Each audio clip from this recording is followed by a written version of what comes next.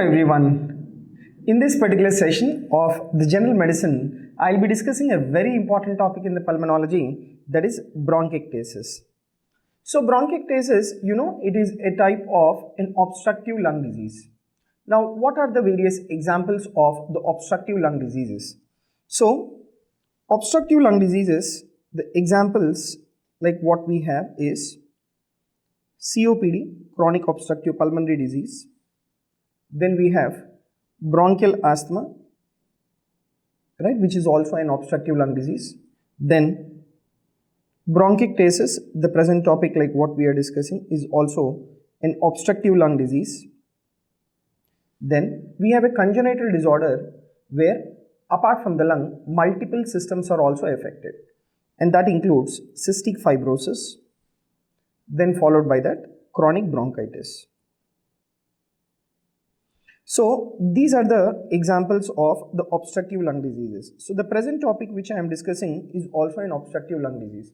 Now, what is the important criteria to call it as an obstructive lung disease?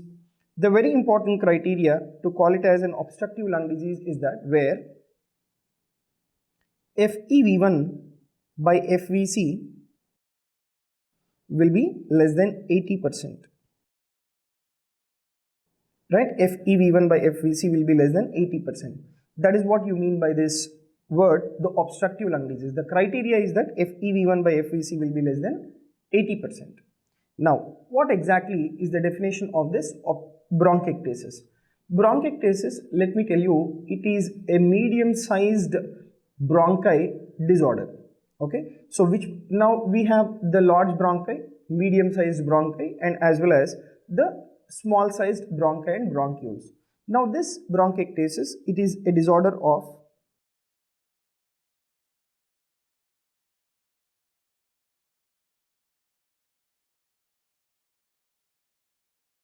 medium bronchi and bronchioles.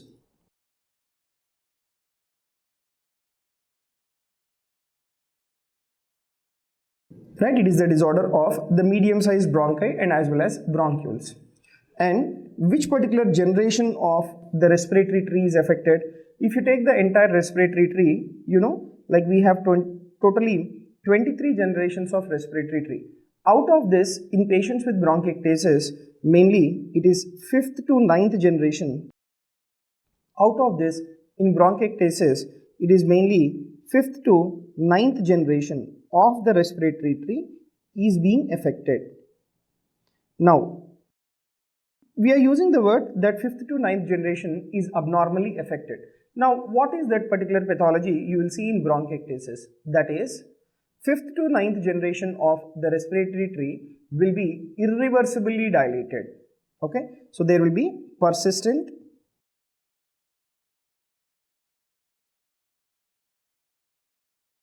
and irreversible dilatation of the airways.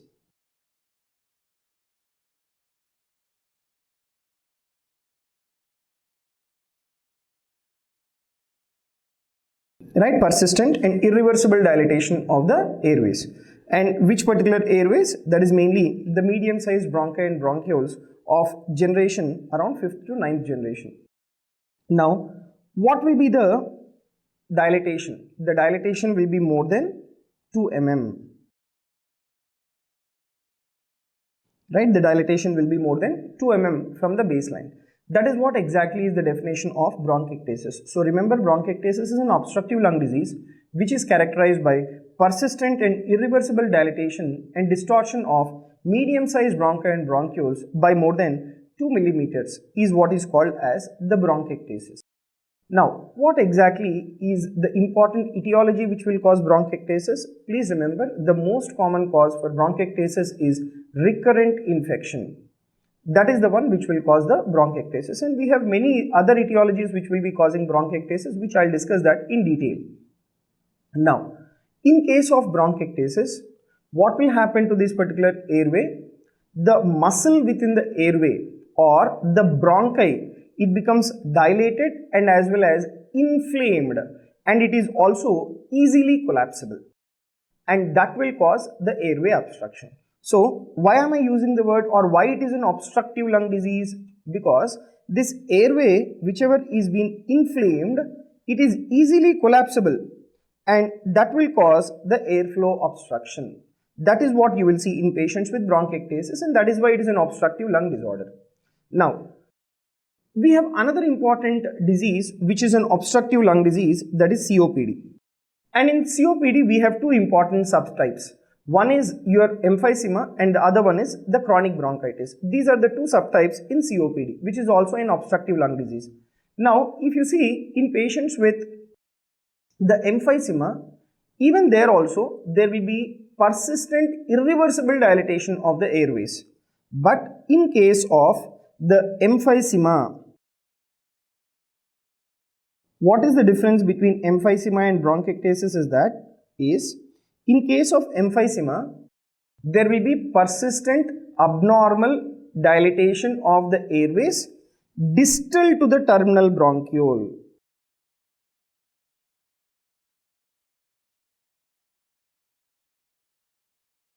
Right, distal to the terminal bronchiole. Now, what are the structures which are present distal to the terminal bronchiole? See, the structures which are present distal to the terminal bronchiole, we call it as acinus. Now, what does this particular acinus contain? Right, what does this particular acinus contain? So, the structures which are present distal to the terminal bronchioles include, number one, respiratory bronchiole, then followed by that, the alveolar duct, then we have the alveolar sac, right? So, this is the alveolar sac. Then followed by that, we have an individual alveoli. So, these are the structures which are present within the acinus. And this acinus will be persistently, irreversibly, abnormally dilated in case of emphysema. So, you see the difference now. In case of emphysema, it is the smaller bronchi and bronchioles which are abnormally dilated, whereas in bronchiectasis, it is the medium-sized bronchi which is abnormally dilated. So, that is the difference between your bronchiectasis and as well as the emphysema. Now, I said you the most common cause for bronchiectasis is the infection. Now, apart from infections, what are the other causes for your bronchiectasis? So, now in case of bronchiectasis, how do you think the airways will be? These particular airways, right, they are abnormally dilated, and when you observe these airways through a bronchoscope, they appear as a sick airways, in the sense abnormal airways. Now, why am I using this word sick airways? Because I have a mnemonic for the etiology of bronchiectasis, and that particular mnemonic is acquired sick airways. That is the mnemonic. Now, as I have said you, the most common cause for bronchiectasis is infection. And again, the question will be asked, what is the most common infectious organism that will be responsible for the development of bronchiectasis? So, this is a very important question. So, most common organism will be Haemophilus influenzae. And this Haemophilus influenzae, it is recovered from patients suffering with cystic fibrosis.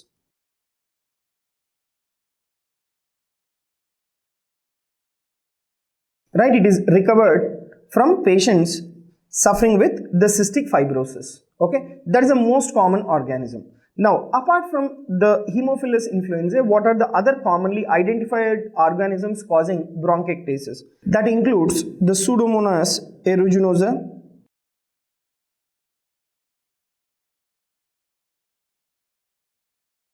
then followed by that we have Streptococcus pneumoniae,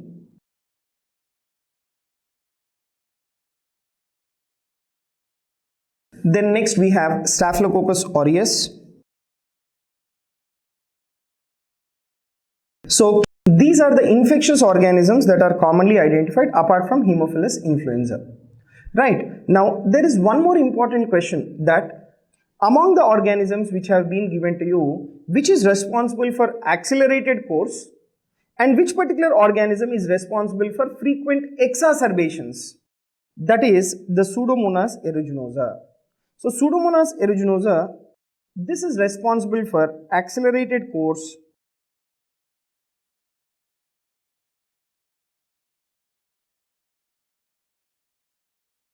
right? And this Pseudomonas aeruginosa, this is also responsible for the frequent exacerbations.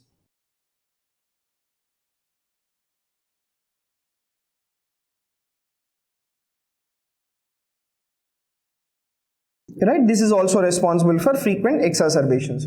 So this is about your Pseudomonas aeruginosa. So the most common organism which has been recovered from non-cystic fibrosis patients, that will be your Haemophilus influenza. So these are the organisms which will be causing bronchiectasis. Now, after having discussed about the infectious organisms, let me discuss the other etiologies which will cause bronchiectasis. In the mnemonic is acquired sick airways. Now the word A stands for acquired bronchial obstruction.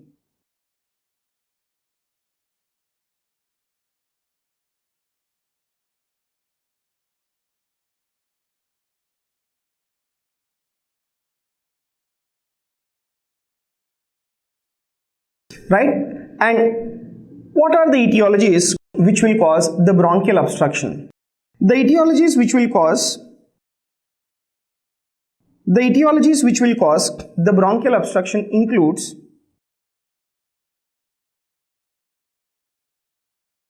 foreign body,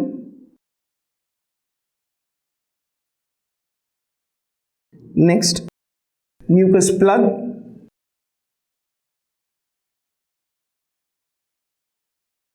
next neoplasm, and then lymph node.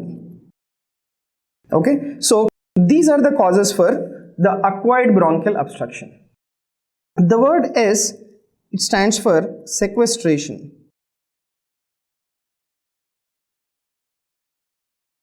And what sequestration is this? It is pulmonary sequestration.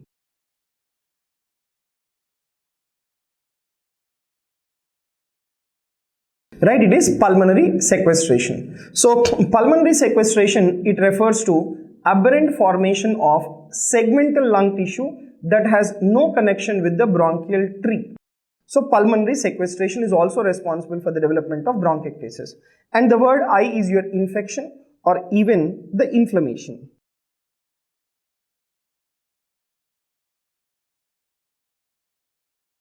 Then if you take this letter C, this stands for cystic fibrosis.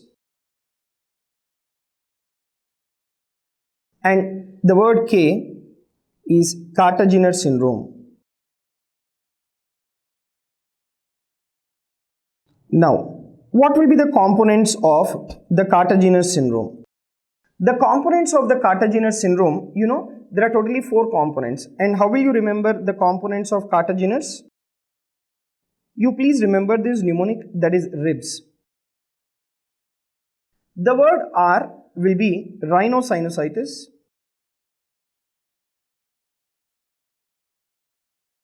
And the word I will be infertility.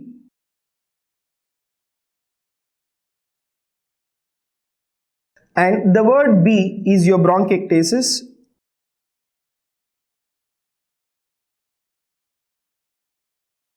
Right? And the word S will be situs inversus.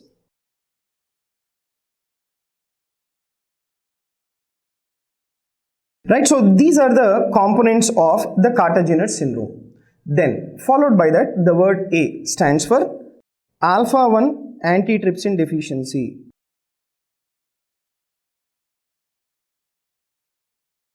Right? Alpha-1 antitrypsin deficiency. And the word I, it stands for immunoglobulin deficiency.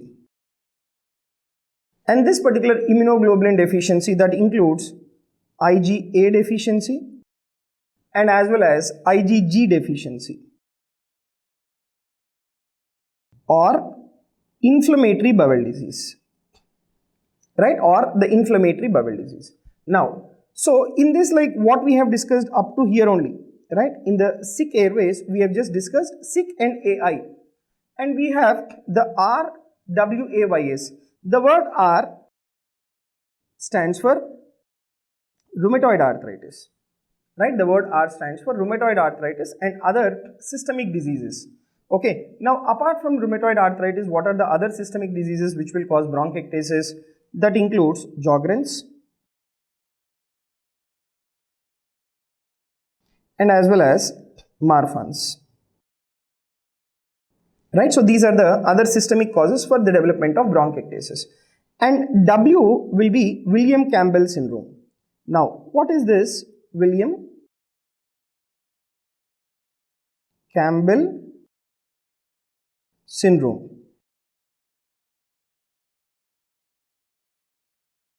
So, if you take this William Campbell syndrome, it is a rare form of congenital cystic bronchiectasis.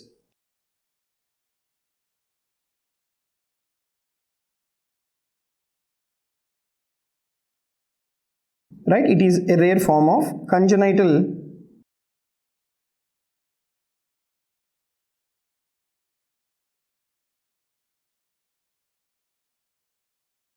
cystic bronchiectasis. Now, what happens in William Campbell syndrome is that the distal bronchial cartilage is defective. Because the bronchial cartilage is being defective, the airways, they become abnormally dilated. Because in the bronchi, what you have is a C-shaped cartilage, and if the cartilage is defective, then the bronchi will be abnormally dilated. And the word A, it stands for ABPA. Right, it stands for ABPA, that is allergic bronchopulmonary aspergillosis. And the word Y stands for Young's syndrome. Now, what is this Young's syndrome and what will be the components of the Young's syndrome? See, in Cartagener syndrome, like we have discussed, the components like ribs, that is rhinosinusitis, then infertility, then bronchiectasis and situs inversus. But in case of Young's syndrome, what you need to remember is just only rib. Okay, what you need to remember is just only rib. The word R, it stands for rhinosinusitis, the same. The word I, right, it stands for the infertility, reduced fertility, that is infertility. And the word B will be bronchiectasis. So these are the components of your Young's syndrome. So what is the difference between your Young's syndrome and Cartagener syndrome now? In Cartagener syndrome, you have situs inversus, but whereas in Young's syndrome, you don't have this component of the situs inversus. And another Y, apart from Young's syndrome, will be yellow nail syndrome. Right, that will be yellow nail syndrome. And finally, the word S stands for smoking. Right, finally the word S stands for smoking. So these are the components of the pneumonic acquired sick airways. Now, having said this, like you need to understand the bronchiectasis is common in which particular airways and what are the various types of bronchiectasis depending upon the shape of the abnormal bronchi which has been dilated. I'll just show you one important question. Right, if you see this question, bronchiectasis is most common in which particular lobe? Right upper lobe, right middle lobe, left upper lobe and left lower lobe. See, this is how you can have some questions, and you have to know that bronchiectasis is more common for the left lower lobe. And why bronchiectasis is more common for the left lower lobe, I will discuss that in detail. Now, there are some very important single liner questions related to your bronchiectasis. That is, if the question is asked, what is the cause of bronchiectasis which will affect the proximal airways? So, bronchiectasis of proximal airways is suggestive of allergic bronchopulmonary aspergillosis, right? And the organism is the Aspergillus fumigatus. Whereas, if you take the nodular bronchiectasis, this suggests Mycobacterium avium complex infection.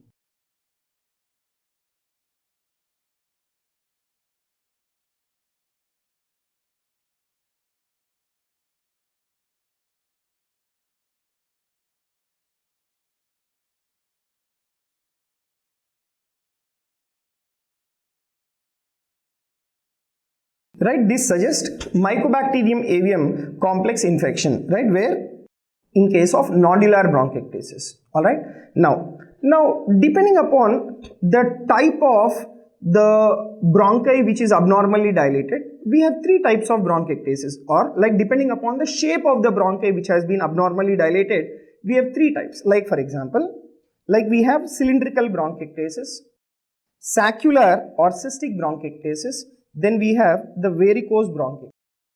So first of all, you take cylindrical bronchiectasis. So cylindrical bronchiectasis, this is the most common form of bronchiectasis, where the bronchi is abnormally dilated in a cylindrical fashion, right? In a cylindrical fashion. Then followed by that, we have the saccular or cystic bronchiectasis, where the bronchi has been dilated in the form of the cyst. That will be cystic or saccular bronchiectasis. Then followed by that, the varicose bronchiectasis. Varicose bronchiectasis is that where the bronchi has been dilated in the form of the varicose veins. That is what is your varicose bronchiectasis. Now, out of all these, the cystic bronchiectasis is the most common form of bronchiectasis. Now, so the question is, why the bronchiectasis is more common in the left lower lobe? That is because the left lower lobe bronchus, right, that is because left lower lobe bronchus, it is longer and as well as narrower.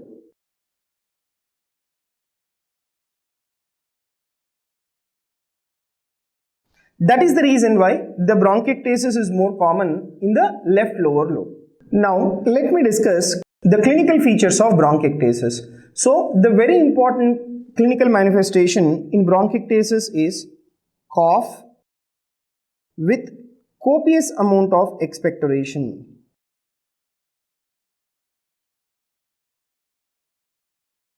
Right, so that is a very important clinical manifestation in patients with the bronchiectasis, that is cough with copious amount of expectoration. And this particular expectoration, it will be purulent expectoration, right, which is yellowish in color, that is purulent expectoration.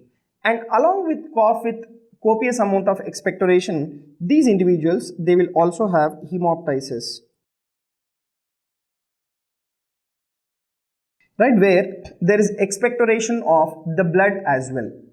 Now, these individuals, if the infection is the cause for the development of bronchiectasis, they can also have the presence of fever.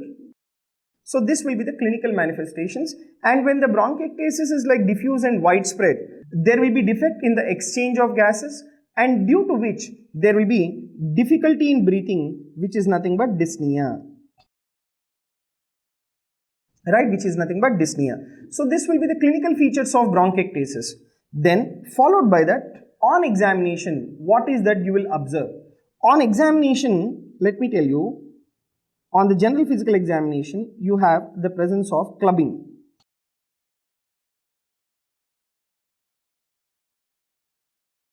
Right, so what do you understand by this word clubbing? Clubbing is nothing but it is the bulbous enlargement of the distal part of the digit is what is called as clubbing. Now, these patients with bronchiectasis, like there will not be any peculiar findings in inspection, palpation or in percussion, but auscultation is very important in bronchiectasis.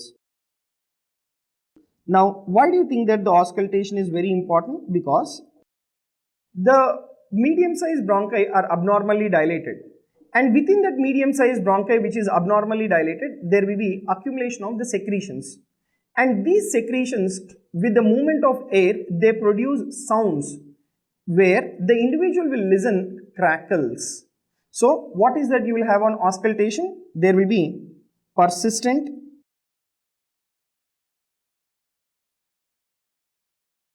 coarse,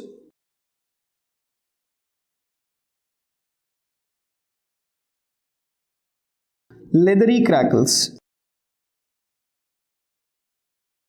Right, persistent, coarse, leathery crackles. That is what you will observe on auscultation, right? And along with that, on auscultation, there can be even presence of rhonchi.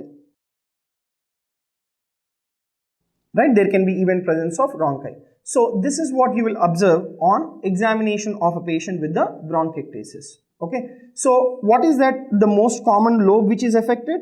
That is the left lower lobe which is commonly affected, and I have already said you the reason, because it is longer and narrower. And the next most common lobe which is being affected is the middle lobe, right? That is the middle lobe of the right lung and or the lingula of your left lung. And involvement of the upper lobe of the lung in bronchiectasis is uncommon, but there are certain exceptions where there can be involvement of the upper lobe as well. Now, what are the examples or what are the clinical scenarios where you can have the upper lobe bronchiectasis? You know, in case of upper lobe bronchiectasis, the bronchopulmonary segments which are being affected is posterior and apical segments. Okay, you see? Right, so posterior and as well as the apical segments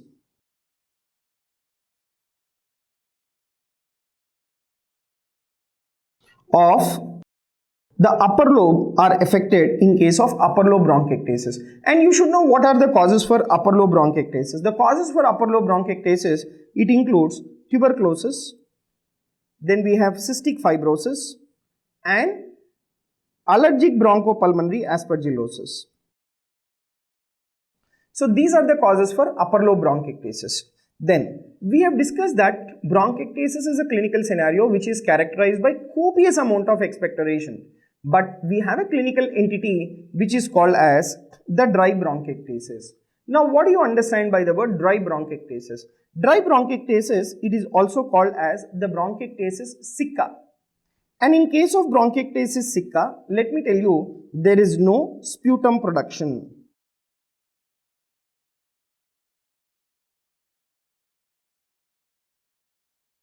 Right, there is no sputum production. Okay, there will be only hemoptysis.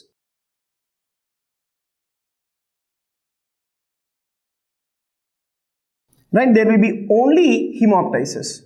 And this dry bronchiectasis or bronchiectasis sicca is usually seen in upper lobe involvement.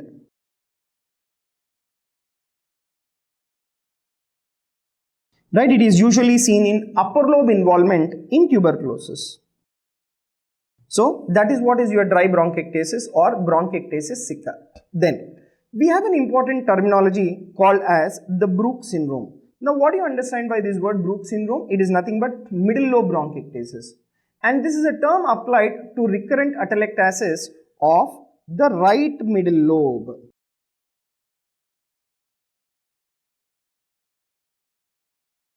Right, so this is a term applied to recurrent atelectasis of the right middle lobe.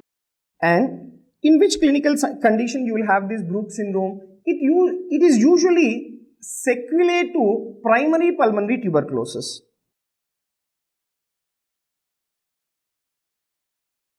Right, it is usually sequelae to primary pulmonary tuberculosis. Okay, and why does this occur? This results from obstruction of the middle lobe bronchus by TB lymph node. Okay, this occurs by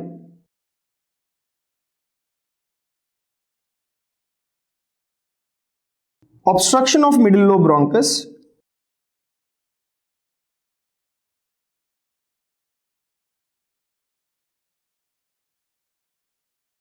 by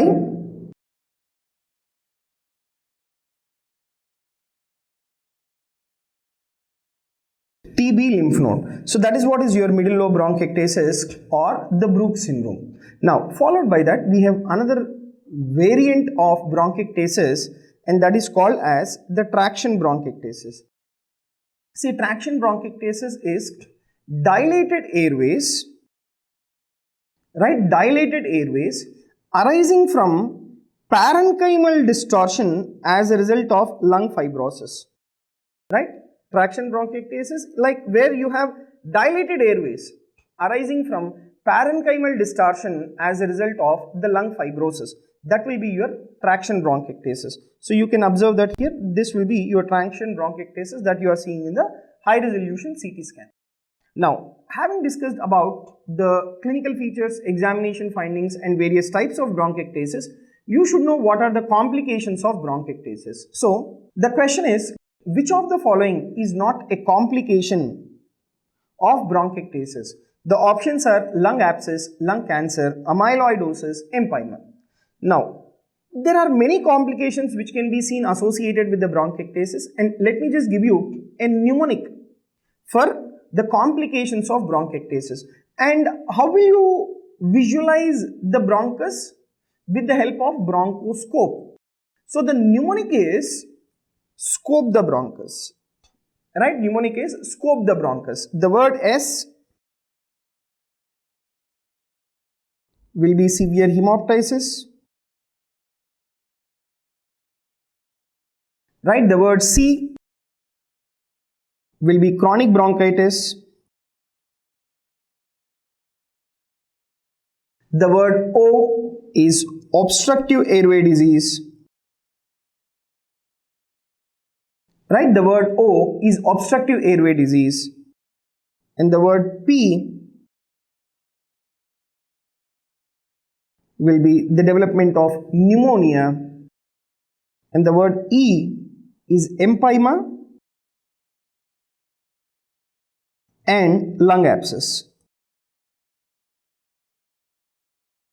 Right? Empyema and lung abscess. And the word T will be 25-hydroxy vitamin D deficiency.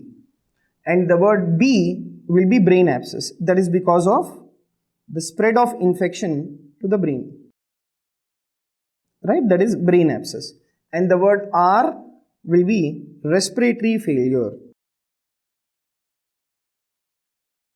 And the word O is osteoarthropathy.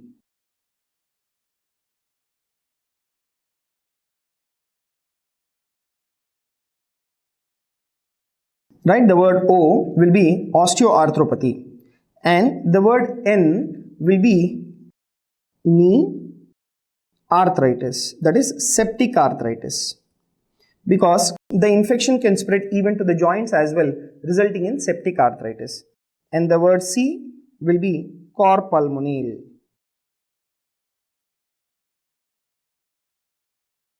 And the word H will be hypertension. And which particular hypertension is that? That is pulmonary hypertension. Now, why do the individual develops pulmonary hypertension? Because in bronchiectasis, there will be hypoxia.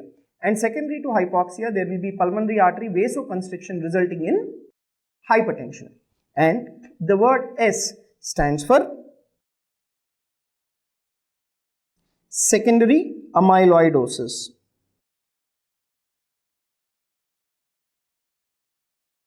Right? So, these are the complications of bronchiectasis. So, if you see this question now, which of the following is not a complication of bronchiectasis? The answer will be lung cancer or the bronchogenic carcinoma. Now, having discussed about the complications, now let me tell you about the investigations in patients with bronchiectasis. So, the question is, a 45-year-old man presents with history of recurrent hemoptysis and purulent sputum. His chest X-ray is normal. Which of the following will be the next best investigation for him? So, 45-year-old male, history of recurrent hemoptysis and purulent sputum. One of the differential diagnoses will be your bronchiectasis.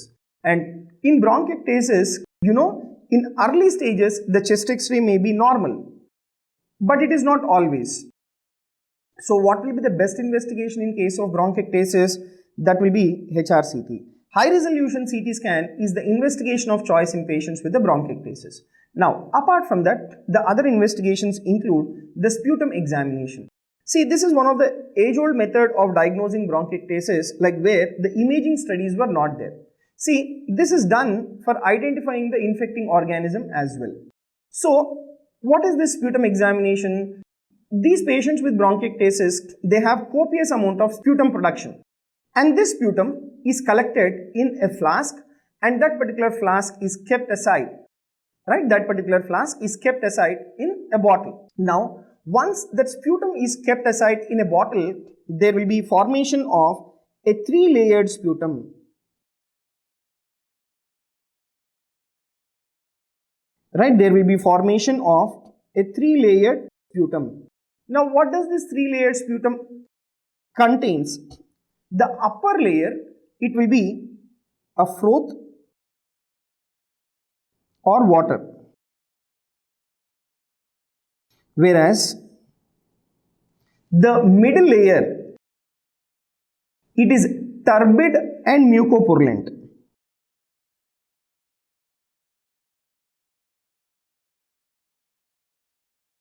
Right, it is turbid and mucopurulent, whereas the lower layer, it is purulent and opaque.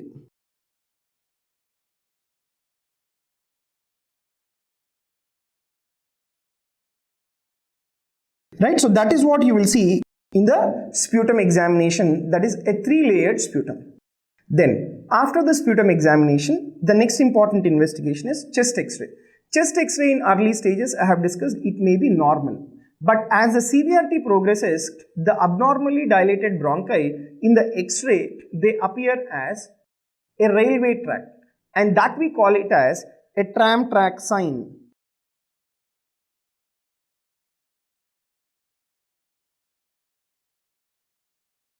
Right, that we call it as tram-track sign, or it is named as gloved finger appearance.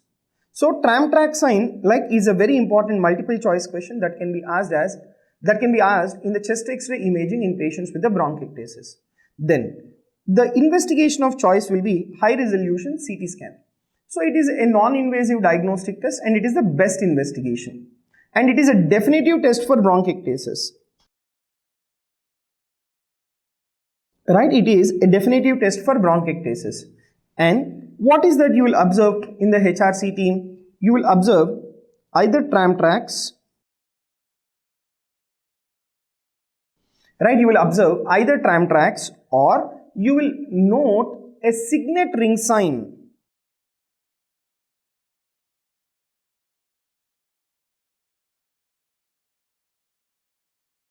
Right, tram tracks or Signet ring sign, that is what you will observe in the HRCT, and it is a non-invasive method of investigating bronchiectasis. Then followed by that, what will be the investigation which is invasive, where you can visualize the bronchus? That will be your bronchography. So bronchography, it provides excellent visualization of the bronchiectatic airways. Right, it provides excellent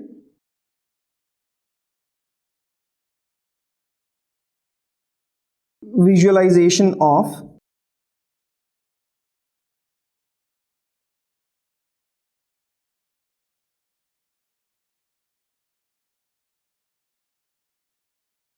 bronchiectatic airways.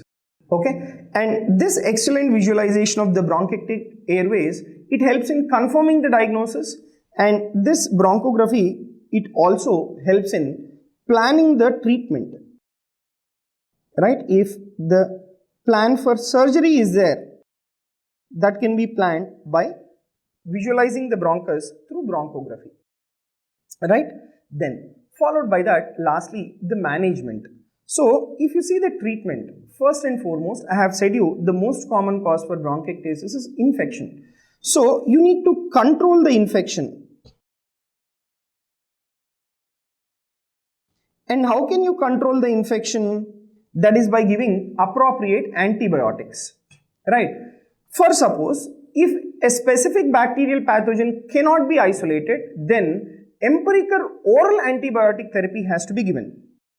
Right? Empirical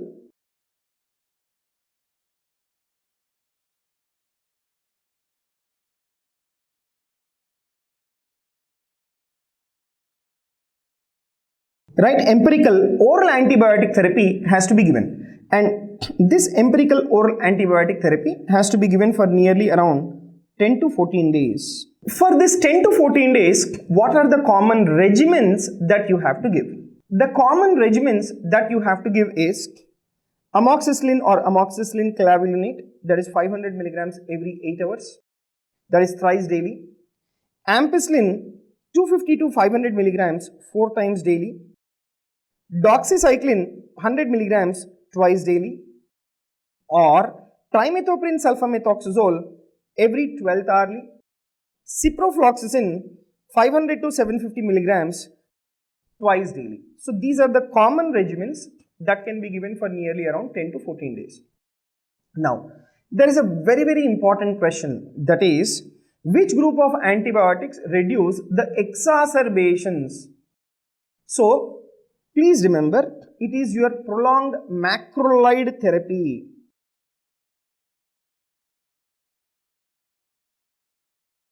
Right, prolonged macrolide therapy is the one which will reduce the exacerbations. And this particular macrolides, they include azithromycin.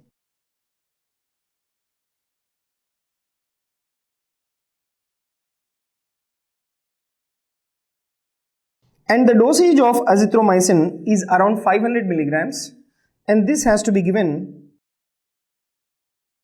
3 times a week for 6 months. Right, this has to be given 3 times a week for 6 months. Or azithromycin 250 milligrams daily for 12 months.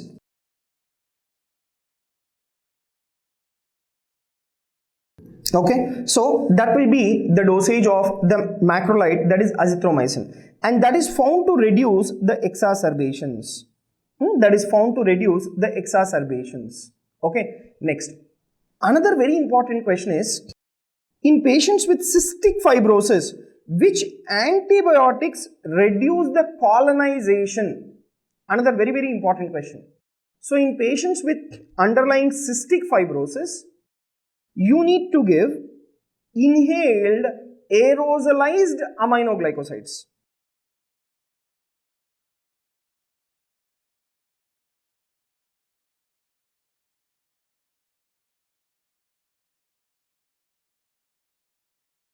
Right, inhaled aerosolized aminoglycosides. This will reduce the colonization. And what is the important organism which will undergo colonization in cystic fibrosis? That will be your Pseudomonas.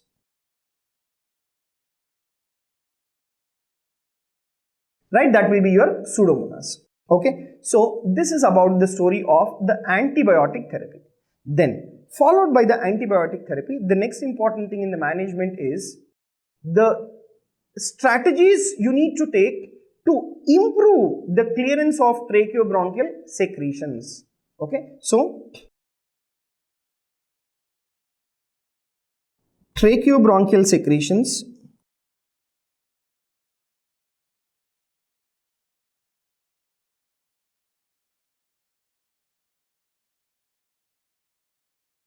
they have to be cleared. Right, tracheobronchial secretions have to be cleared. And how do you think that these tracheobronchial secretions will be cleared? That is by adequate hydration, right, and by chest physiotherapy with percussion,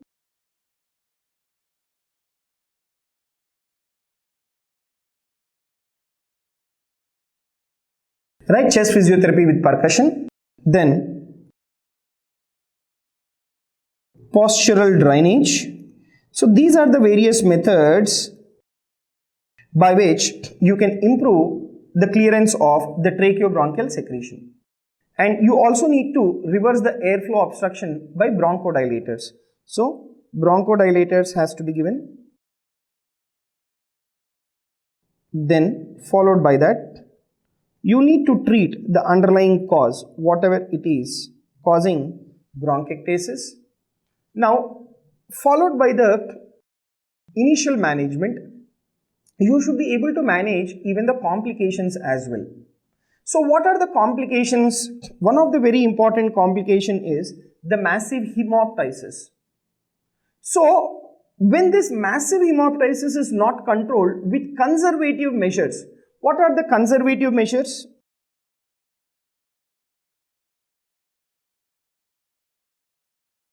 The conservative measures for reducing the hemoptysis will be bed rest, then followed by that antibiotic, right, then followed by that blood transfusion. So these are the conservative measures for reducing the hemoptysis.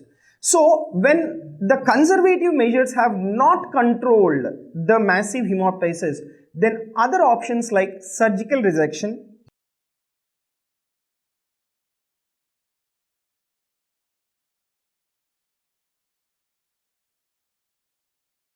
right? Other options like surgical resection. When can you do surgical resection? You can do surgical resection only when the disease is localized. Right? Only when the disease is localized, then you will do surgical resection. Or the other methods for controlling this massive hemoptysis will be bronchial artery embolization,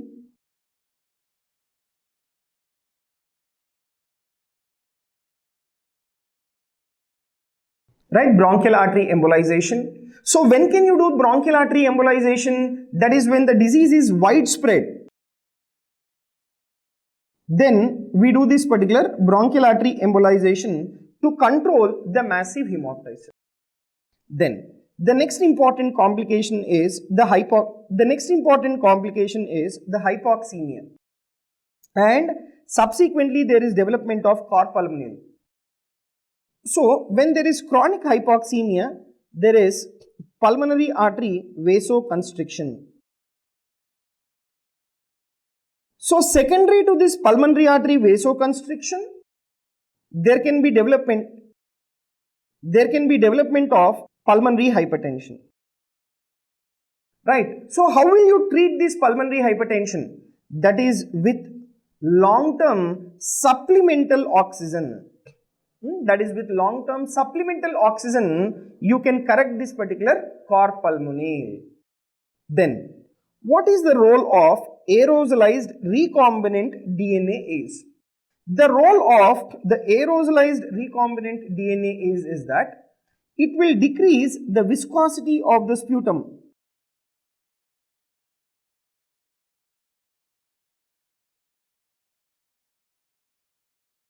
Right, it will decrease the viscosity of the sputum. So once the viscosity of the sputum is decreased, that will improve the pulmonary function. So that means what? Once the viscosity of the sputum is decreased, the sputum, it gets cleared away from the airways, and that will improve the pulmonary function of the individual.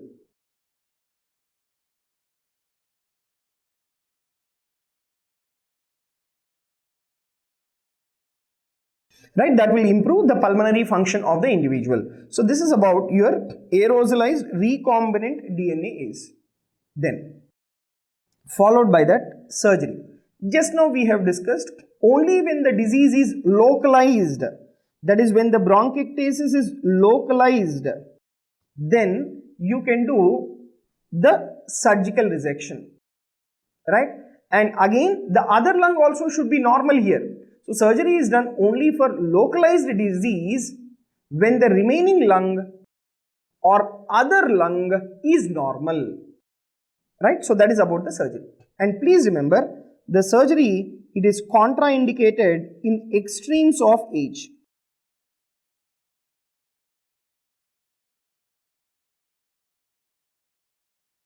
Right, contraindicated in extremes of age, that is in children and elderly individual, the surgery is contraindicated.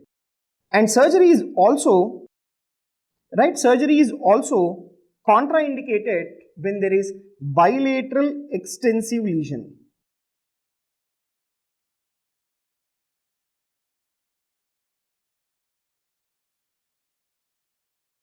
Right, when there is bilateral extensive lesion, the surgery is being contraindicated. The next important treatment strategy is the lung transplantation. So when will you do lung transplantation? It should be considered when the disease is widespread.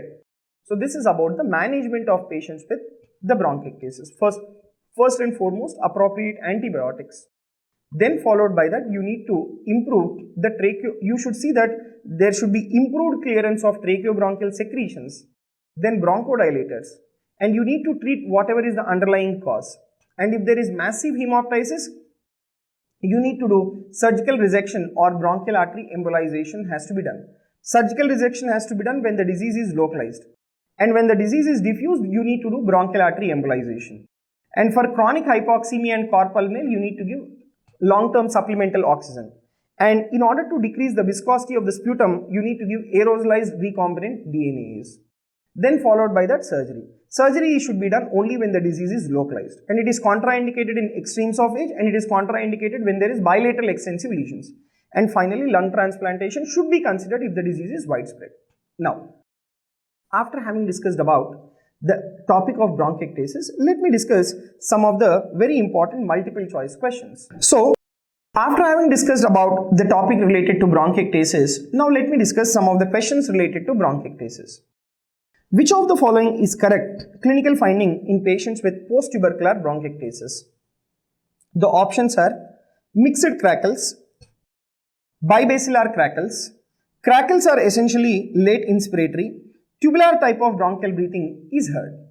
So the answer is mixed crackles, that is fine and coarse crackles are heard in case of the post-tubercular bronchiectasis. Alright, now the question here is the bibasilar crackle. Bibasilar crackles, the pulmonary pathology where you can have is that is in patients with interstitial pulmonary fibrosis, you will have bibasilar crackles. And late inspiratory crackles, you will hear that in patients with interstitial lung disease. You will hear that in patients with atelectasis. Okay, and tubular type of bronchial breathing is heard in consolidation. Right, it is heard in consolidation. Okay, and if you see the early inspiratory crackles,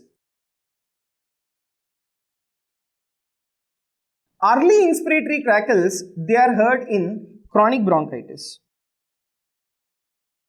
Right, they are heard in chronic bronchitis and asthma.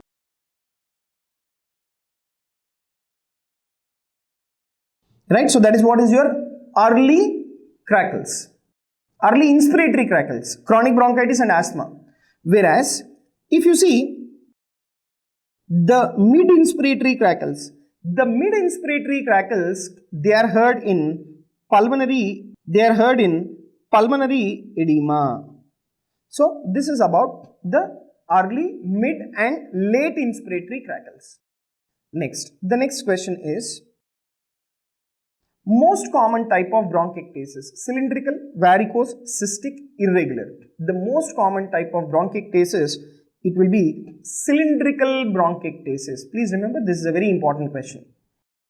Then, the next question is mid-lung-filled bronchiectasis is seen in Mycobacterium avium infection, allergic bronchopulmonary aspergillosis, tuberculosis, post-radiation fibrosis. So, the answer here where you will have mid-lung-filled bronchiectasis is in case of Mycobacterium avium infection. So, if the question is asked like upper lobe bronchiectasis, that will be your ABPA. That is allergic bronchopulmonary aspergillosis. Then followed by that cystic fibrosis. Then followed by that the post-radiation fibrosis. So, these three conditions you have upper lobe bronchiectasis, right? Then middle lobe or middle lung bronchiectasis, that will be your Mycobacterium avium infection, and then followed by that immotile cilia syndrome.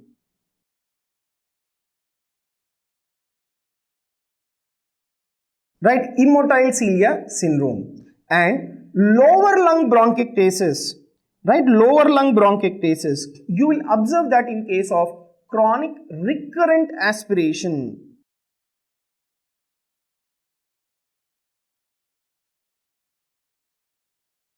Right, so chronic recurrent aspiration, you will have this lower lung bronchiectasis, right, chronic recurrent aspiration. Next, followed by that, where will you have central bronchiectasis? Central bronchiectasis, you will have that in ABPA, that is allergic bronchopulmonary aspergillosis, and then cystic fibrosis. So this is about like the various conditions and their distribution of the bronchiectasis. Next. The next question is, this patient came with chronic productive cough and clubbing and coarse rolls. What is the diagnosis of the CT scan given to you? Bilateral varicose bronchiectasis, multiple cavitating secondaries, interstitial fibrosis, miliary tuberculosis. So, you can observe here, what is that presence of bilateral varicose bronchiectasis? Okay. And in bronchiectasis, what will be the features? Productive cough, there can be clubbing, and there can be also presence of the coarse rolls. So, this will be the features that you will have in case of bilateral varicose bronchiectasis. Next. The important question is, what is the best method for detecting minimal bronchiectasis? Bronchogram, CT scan, radionuclide lung scan, chest X-ray. The answer will be CT scan, that is high resolution CT scan. Right? High resolution CT scan is the one which will help in detecting the minimal bronchiectasis. Then, most likely precursor to bronchiectasis is tuberculosis, carcinoma, bronchial adenoma, necrotizing pneumonia. Most likely precursor to bronchiectasis is necrotizing pneumonia, right? Because of recurrent pneumonias, the individual will land up in bronchiectasis. Okay, so the most likely precursor to bronchiectasis will be your necrotizing pneumonia. Next, which of the following is not a feature of the Carter-Jenner syndrome? Bronchiectasis, pancreatic insufficiency, sinusitis, situs inversus. So here the answer is the pancreatic insufficiency, because in Carter-Jenner syndrome, which is immotile cilia syndrome, the mnemonic is ribs. Right, that is rhinosinusitis, then infertility, which is not there in your options, then bronchiectasis, and then situs inversus. So, which of the following is not a feature of bronchiectasis? Pancreatic insufficiency is not a feature of bronchiectasis. Next, then the next question is, ultrastructural abnormalities reported in immotile cilia syndrome are dynein arm deficiency, absence of radial spokes, absence of central microtubule, all of the above. Let me tell you, the ultrastructural abnormalities reported in immotile cilia syndrome, right, that is Carter-Jenner syndrome, will be all the above. There is dynein arm deficiency, absence of radial spokes, and absence of central microtubule, right? Next. Parent of a child with bronchiectasis may give you a past history of chickenpox, mumps, whooping cough, typhoid. Let me tell you, a past history of whooping cough can predispose the individual to develop this bronchiectasis, right? So, now if you take the organisms, right, there are certain offending organisms that have been known to cause bronchiectasis, and that include, we have a big list, right? So these are all the offending organisms like Klebsiella, Staph aureus, Mycobacterium tuberculosis, Mycoplasma pneumonia, non-tuberculous mycobacteria, measles, pertussis, influenza virus, herpes simplex virus, and certain types of adenovirus. So these are all the offending organisms that have been known to cause bronchiectasis. Then a very important question on the imaging. The question is, not a CT finding in bronchiectasis. Tree in bud appearance, crazy paving appearance, signet ring appearance, traction bronchiectasis with lung fibrosis. So, which of the following is not a CT finding? So, you take this crazy paving appearance. Crazy paving appearance is seen in pulmonary alveolar proteinosis. Right, it is seen in